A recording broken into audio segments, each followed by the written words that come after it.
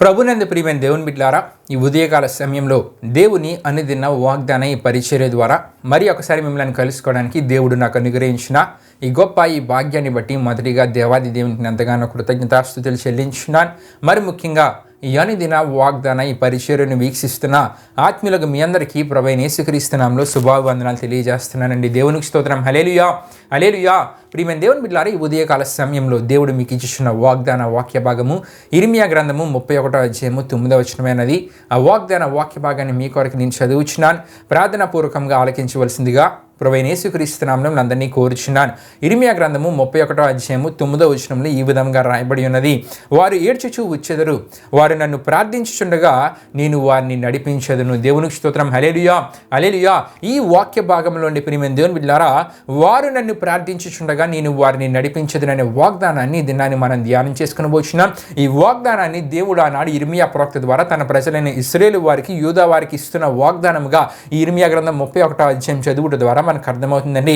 ఎందుకంటే ప్రియమైన దేవుని బిడ్డలారా, ఇర్మియా గ్రంథం 31వ అధ్యాయంలో 40 వచనాల్లో మనం చూసుకుంటే కనుక ప్రియమైన దేవుని బిడ్డలారా, 1వ వచనంలో ఇశ్రాయేలు వంశస్థులకు అందరికీ దేవుడనే యుందును, వారు నాకు ప్రజలై యుందురు అనే మాట అక్కడ మనకు కనబడుతుంది. ప్రియమైన దేవుని బిడ్డలారా, దీనిలో దాగి ఉన్న అర్థం ఏమిటంటే ఉత్తర ఇశ్రాయేలు రాజ్యానికి చెందిన ఈ 10 గోత్రాలు ఇశ్రాయేలు వారికి రాయబడిన మాటలను మనం అర్థం చేసుకోగలం.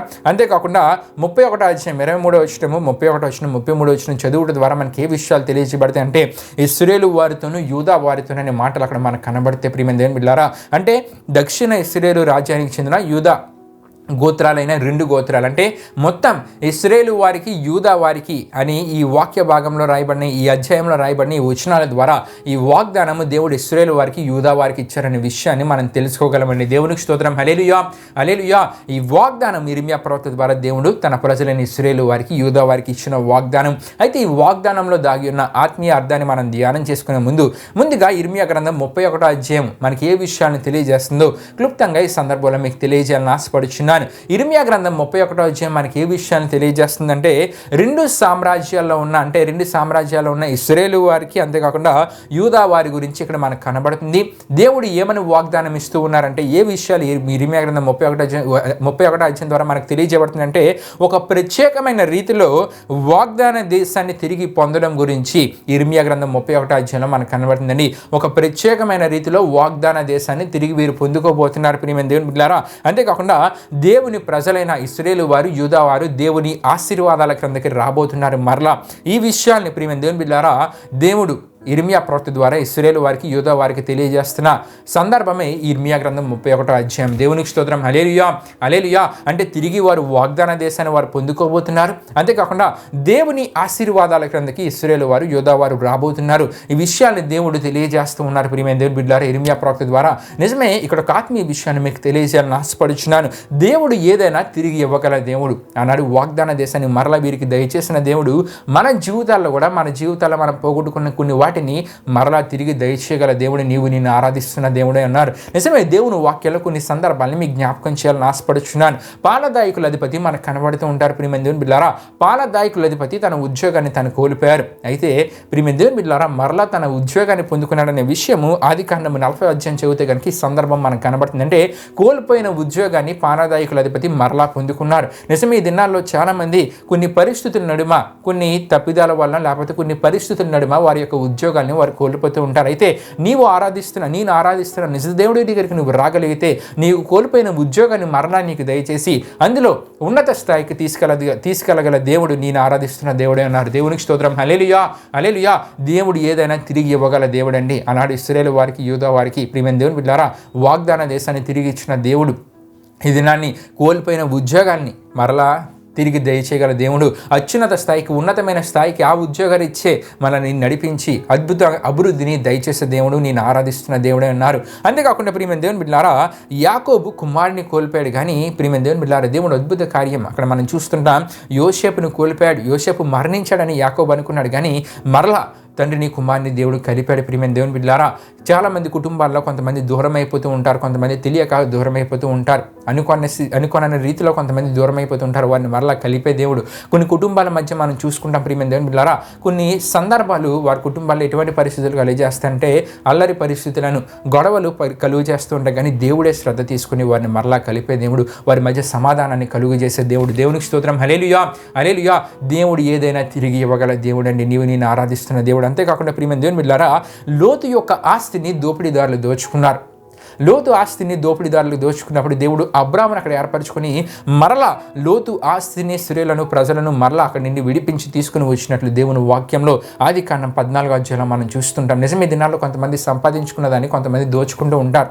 మరలా దేవుడే దాన్ని తిరిగి ఇవ్వగల దేవుడు. నీవు దేవునికి మొరపెట్టగలిగితే, దేవుడిని అడగగలిగితే మరలా నీ జీవితంలో దేవుడు అవన్నిటిని దయచేస్తారు. యోబు గురించి కూడా మనం చూస్తుంటాం. యోబు అన్నిటినీ కోల్పోయాడు, కానీ రెట్టింపు ఆశీర్వాదాలు దేవుడు మరలా దయచేశారు. రెట్టింపుగా ప్రతిదాన్ని యోబుకు దేవుడు సమకూర్చారు. దేవునికి స్తోత్రం. హల్లెలూయా, హల్లెలూయా. ఈ దేవుని వాక్యంలో రాయబడిన ఈ సందర్భాలన్నీ మనకి ఏ విషయాన్ని తెలియజేస్తాయంటే దేవుడు ఏదైనా తిరిగి ఇవ్వగల దేవుడు. ఉద్యోగాన్ని కోల్పోయి బాధపడుతున్నావా? దేవుని దగ్గరికి వచ్చి, నిజ దేవుడైన క్రీస్తు దగ్గరికి వచ్చి నువ్వు దేవునికి మొరపెట్టగలిగితే ఆయన నీ ఉద్యోగాన్ని మరలా నీకు దయచేసి అత్యున్నత స్థితిలో నిన్ను అభివృద్ధి చేసే దేవుడు. నీ కుటుంబంలో ఎవరైనా నీకు దూరం అయిపోయారా? నీ కుటుంబంలో కొన్ని అల్లరి వాతావరణ పరిస్థితులు నడుమ కుటుంబంలో సమాధానం లేకుండా నడుస్తుందా? దేవునికి మొరపెడితే దేవుడు సమాధానాన్ని కలుగజేసి మరలా అందరినీ కలిపే దేవుడు. మరలా కుటుంబ పరిస్థితులన్నింటినీ సమాధానంగా నడిపించే దేవుడు. నువ్వు సంపాదించుకున్న దాన్ని ఎవరైనా దోచుకున్నారా? నీవు దేవునికి మొరపెట్టగలిగితే దేవుడే గొప్ప కార్యాన్ని చేసి నీకు మరలా ప్రతి దాన్ని సమకూర్చే దేవుడు. నీకున్న ప్రతి దాన్ని కోల్పోయావా? దేవునికి మొరపెట్టి దేవుని కోరే ఆత్మీయతని కలిగజేస్తే రెట్టింపుగా దేవుడు నీ జీవితంలో దయచేసే దేవుడు. దేవుని స్తోత్రం. హల్లెలూయా, హల్లెలూయా. ఈ ఆత్మీయ విషయాలు ఇర్మీయా గ్రంథం 31వ అధ్యాయం ద్వారా మనకు తెలియజేయబడుతున్న ప్రియమైన దేవుని బిడ్డలారా, అయితే మన వాగ్దానాన్ని మనం చూసుకుంటే కనుక, వారు నన్ను ప్రార్థించుచుండగా నేను వారిని నడిపించేదను. దీనికి ముందు ఇంకొక మాట మనకు కనబడుతుంటుందండి, వారు ఏడ్చుచూ వచ్చేదని అక్కడ మనకు కనబడుతుంది ప్రియమైన దేవుని బిడ్డలారా. ఈ మాటని మనం కొంత వివరంగా ఈ సందర్భంలో మనం ధ్యానం చేసుకుందాం. ఏడ్చుచు అనే మాట దేనికి గుర్తుగా ఉందంటే పశ్చాత్తాపానికి, దేవుని వైపు తిరిగి రావడానికి గుర్తుగా ఉంది ప్రియమైన దేవుని బిడ్డలారా. వారు ఏడ్చుచూ వచ్చుదరంటే పశ్చాత్తాపముతో మరలా దేవుని వైపు తిరిగి రావడానికి ఇది గుర్తుగా ఉన్నది. అయితే ఎప్పుడైతే పశ్చాత్తాపడి దేవుని దగ్గరికి వస్తారో వారు నన్ను ప్రార్థించు చుండగా నేను వారిని నడిపించదని. దేవునికి స్తోత్రం. హల్లెలూయా, హల్లెలూయా. పశ్చాత్తాపడి దేవుని దగ్గరికి వచ్చినప్పుడు అంట దేవుడే వారిని ముందుకు నడిపిస్తారంట. వారు ప్రార్థించినప్పుడు నడిపించడం అంటే ప్రియమైన దేవుని బిడ్డలారా, వారికి ఉన్న శ్రమల నుండి విమోచన, విడుదల దేవుడు కలుగజేస్తారు. అంతేకాకుండా అధిక సంతోషాన్ని వారి జీవితాల్లో దేవుడు కలుగజేస్తారు. వారిని వారి ప్రాంతానికి దేవుడు చేర్చివేస్తారు. అంతేకాకుండా అభివృద్ధిని, భద్రతను, సంతోషాన్ని, అద్భుత కార్యాలు వారి జీవితంలో దేవుడు చేస్తారు. దేవునికి స్తోత్రం. హల్లెలూయా, హల్లెలూయా. ఎప్పుడంటే పశ్చాత్తాపముతో దేవుని వైపు తిరిగి దేవునికి ప్రార్థించినప్పుడు, నువ్వు పశ్చాత్తాపడి నీవు చేసిన పాపాలన్నింటినీ, నీవు చేసిన తప్పు పనులన్నింటినీ విడిచిపెట్టి పశ్చాత్తాపడి దేవుని దగ్గరికి వచ్చి దేవుని ప్రార్థించగలిగితే ప్రియమైన దేవుని బిడ్డలారా, దేవుడు ఏం చేస్తానంటూ ఉన్నారంటే, వారు నన్ను ప్రార్థించుచుండగా నేను వారిని నడిపిస్తాను. పశ్చాత్తాపడి దేవుని దగ్గరికి రాగలిగితే ఆ దినాన్ని దేవుడు ఏమంటూ ఉన్నారంటే, ఇశ్రాయేలు వారిని, యూదా వారిని నడిపిస్తాను, ముందుకు నడిపిస్తానని దేవుడు వాగ్దానం ఇస్తున్నారు. వారి దేశానికి వారిని చేరుస్తాను, వారికి ఆశీర్వాదాలు దయచేస్తాను, అభివృద్ధిని దయచేస్తాను, వారి జీవితాల్లో అద్భుత కార్యాలు చేస్తాను. అంతేకాకుండా అధిక సంతోషాన్ని వారి జీవితాలను నేను కలుగజేస్తానని దేవుడు అంటూ ఉన్నారు. వారు నన్ను ప్రార్థిస్తే ఇంకా వారి జీవితాన్ని నేనే ముందుకు నడిపిస్తానని. మరి ఈ దినాన్ని ప్రియమైన దేవుని బిడ్డలారా, దేవుని ప్రార్థిస్తున్న నీవు పశ్చాత్తాపడి దేవుని వైపు తిరిగి దేవుని నువ్వు ప్రార్థించగలిగితే నీ జీవితంలో సంతోషకరమైన పరిస్థితులను, నువ్వు ప్రార్థించుండగా నీ జీవితంలో పరిస్థితులు మారిపోతూ ఉంటాయి. నువ్వు ప్రార్థన చేస్తున్నప్పుడు నీ జీవితంలో దేవుడు ఏదైతే ఇద్దాం అనుకుంటున్నారో ప్రతి ఆశీర్వాదాన్ని దయచేస్తారు. నువ్వు ప్రార్థన చేస్తున్నప్పుడు నువ్వు ఏదైతే శ్రమలో ఉన్నావో దాని నుండి విమోచన, విడుదల దేవుడిని కలుగజేస్తారు. నువ్వు ప్రార్థిస్తున్నప్పుడు దేవుని నువ్వు ఏదైతే అడుగుతున్నావో దాన్ని విని వెంటనే దేవుడు నీ జీవితంలో కలుగజేస్తారు. దేవునికి స్తోత్రం. హల్లెలూయా, హల్లెలూయా. నువ్వు ప్రార్థించేటప్పుడు నిన్ను ముందుకు నడిపించే దేవుడు ఆయనే. నీ జీవిత సమస్యలు, నీ జీవితంలో ఉన్న శ్రమలు, శోధన, ఇబ్బందులన్నింటినీ నీకు విమోచన, విడుదల కలుగజేసి అధిక సంతోషాన్ని నీ జీవితంలో కలుగజేసి అభివృద్ధిని నీ జీవితంలో కలుగజేసి నీ జీవితంలో నీవు చేరవలసిన ప్రాంతానికి చేరాలని, నీవు ఏదైతే పనిలో ముందుకు వెళ్ళాలనుకున్నావో దానిలో సక్సెస్ అనేది నువ్వు చూసేలా దేవుడు నీకు తోడుగా ఉండి ముందుకు నడిపించి గొప్ప ఆశీర్వాదకర స్థితిని నీకు కలుగజేస్తారు. దేవునికి స్తోత్రం. హల్లెలూయా, హల్లెలూయా.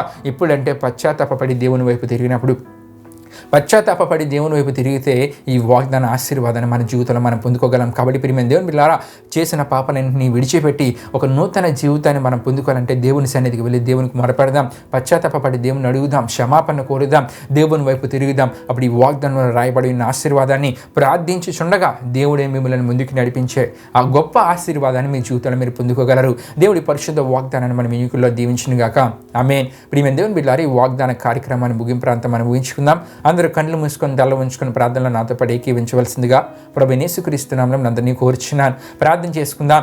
మహిమా స్వరూపైన మా ప్రభువా, జీవాధిపతి యేసయ్యా, నీ ఘనమైన నామానికే మహిమ, ఘనత, ప్రభావం చెల్లించున్నాం దేవా. ఇప్పుడు వరకు జరిగిన ఈ వాగ్దాన కార్యక్రమంలో మాతో పాటు తోడుగుని నడిపించిన దేవా, మీకే వేలాది వందనంలో కృతజ్ఞతాస్తుతులు చెల్లించున్నామేసా. మరి వాగ్దానం ద్వారా మా అందరితో మాట్లాడిన దేవా, పశ్చాత్తాపపడి నీ వైపు ఎవరైతే తిరిగి ఒక నూతన జీవితాన్ని ప్రారంభిస్తారో వారి జీవితాల్లో నీవు తోడుగా ఉండి వారిని ముందుకు నడిపిస్తానని ఈ వాగ్దానం ద్వారా మాట్లాడిన దేవా, అధిక సంతోషాన్ని, అభివృద్ధిని, సమాధానాన్ని, సంతోషకరమైన పరిస్థితులను వారు చేరవలసిన ప్రతిదాన్ని వారు చేరుకునేలా, వారి జీవితంలో కావాల్సిన ప్రతిదాన్ని వారు పొందుకునేలా, వారి జీవితంలో శ్రమల నుండి విడుదల కలుగు చేస్తాను నేను వాగ్దానం ద్వారా మాట్లాడిన దేవా. ఈ వాగ్దానంలో రాయబడి ఉన్న ప్రతి దీవెనను, ఆశీర్వాదాన్ని వారి జీవితాల్లో పొందుకునేలా మీరు కార్యం జరిగించండి. ఇది నా వాగ్దానం ఉన్న ప్రతి ఒక్కరు మీరు దీవించండి, ఆశీర్వదించండి. వారు చేస్తున్న ప్రయాణాల పనులంట్లో తోడుగుని ముందుకు నడిపించమని మీకే వేలాది వందనములు కృతజ్ఞతాస్తుతులు చెల్లిస్తూ యేసు పరిశుద్ధ నామమున అడిగి వేడుకొనుచున్నాం తండ్రి.